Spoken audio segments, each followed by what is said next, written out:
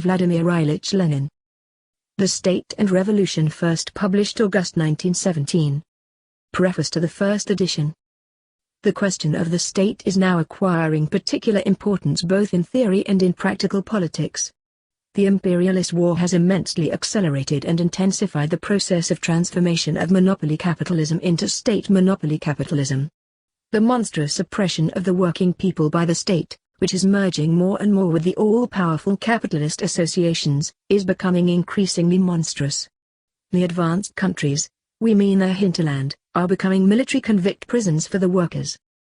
The unprecedented horrors and miseries of the protracted war are making the people's position unbearable and increasing their anger. The world proletarian revolution is clearly maturing. The question of its relation to the state is acquiring practical importance. The elements of opportunism that accumulated over the decades of comparatively peaceful development have given rise to the trend of social chauvinism which dominated the official socialist parties throughout the world.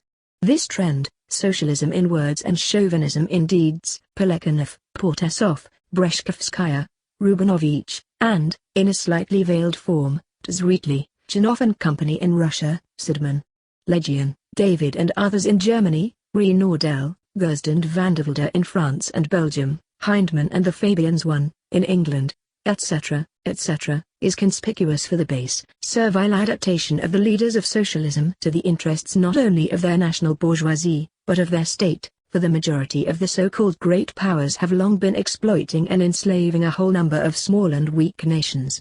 And the imperialist war is a war for the division and redivision of this kind of booty.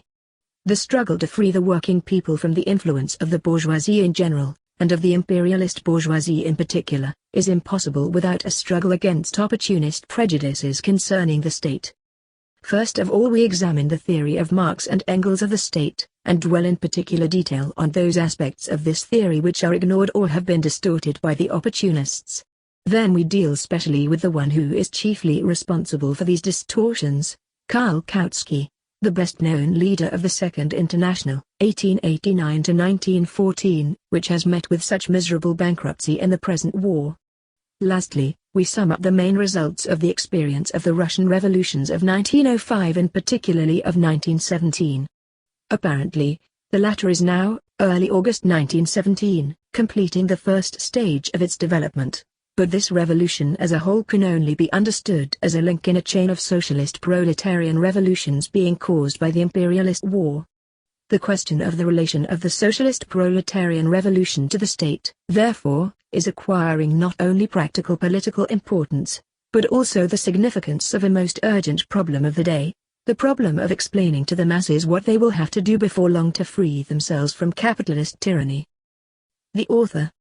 August 1917. Preface to the second edition.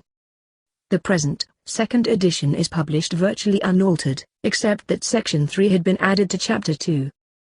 The author. Moscow. December 17, 1918.